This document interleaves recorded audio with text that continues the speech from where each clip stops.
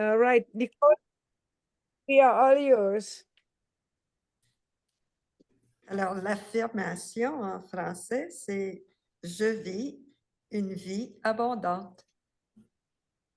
On a souvent dit « Tu ne peux pas emporter cela avec toi ». Il est vrai que l'argent et les possessions matérielles doivent être laissées derrière soi lors du passage de cette vie. Ces choses ne sont pas la source de ma prospérité.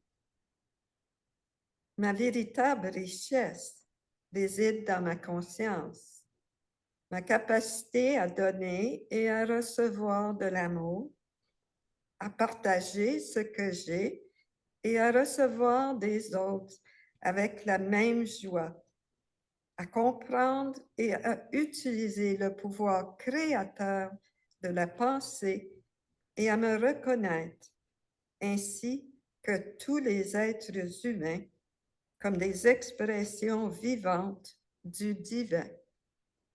Je vis consciemment et dans une grande abondance.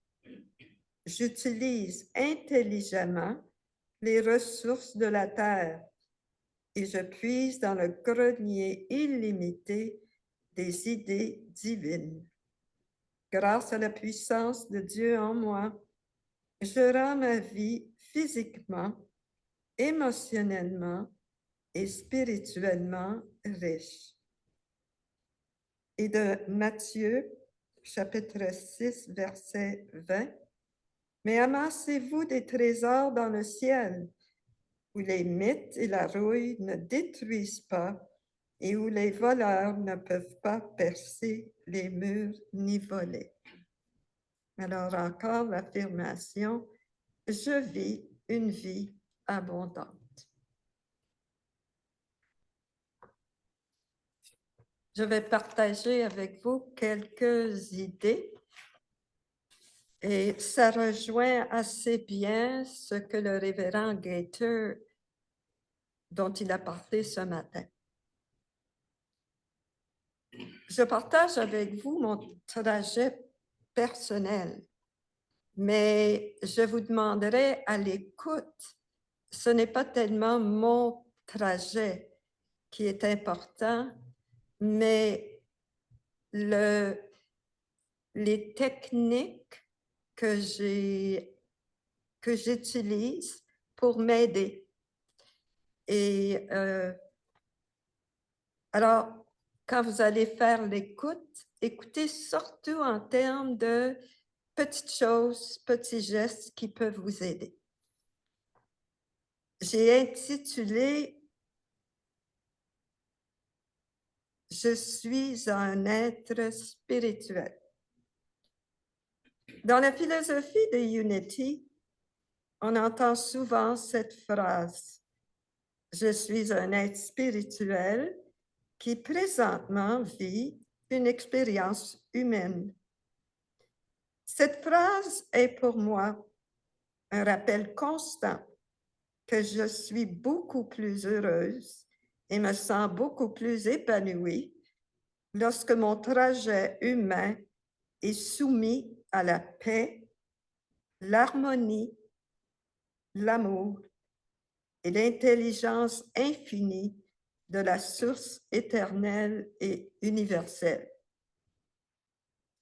Dans ces moments de réussite, je sais que mes pensées, mes paroles et mes gestes, ainsi que mes pensées, mon ressenti et mes émotions sont en harmonie avec le divin en moi, en harmonie avec la puissance infinie de Dieu. Je ne ressens que de la gratitude pour l'inspiration reçue lors du temps précieux passé en méditation ou simplement en faisant une tâche ménagère. Je ne ressens que de la gratitude pour ce que j'appelle les idées divines reçues par l'entremise d'un étranger ou par la lecture et souvent par mes propres écrits sur les événements de la journée et mes réactions. Chaque petit geste me donne le courage et la force de penser en termes d'épanouissement de mon être. Ceci étant dit, en tant qu'humain, ce n'est pas toujours facile de concilier l'humain et le divin en nous. Nous vivons dans un monde matériel. Nous percevons le monde à travers ce que nous voyons, ce que nous ressentons, ce que de notre passé nous retenons et qui dicte notre comportement et nos expériences de vie. Parfois, la façon dont nous percevons la vie ne reflète pas nos valeurs et nos forces. Notre expérience de vie ne correspond pas à l'être divin que nous sommes. Pourtant, tout ce dont nous avons besoin est inné en nous. En tant qu'humains, nous possédons les habiletés nécessaires pour être à l'image de Dieu.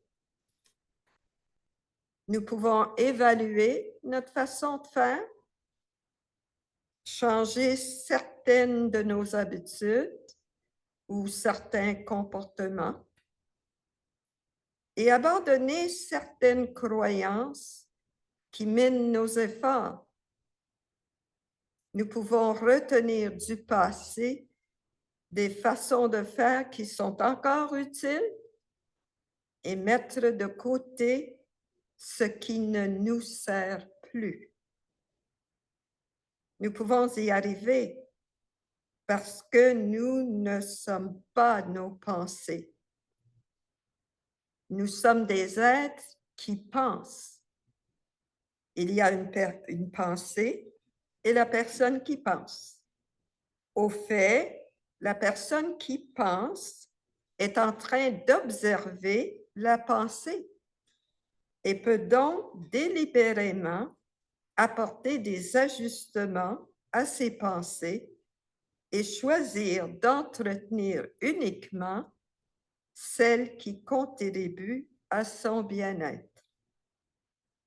Aussi, nous détenons le pouvoir d'organiser nos pensées, d'établir une séquence à suivre et d'ajuster nos habitudes, nos comportements et nos gestes de façon à ce que la pensée, le ressenti et l'émotion soient en harmonie avec la source divine.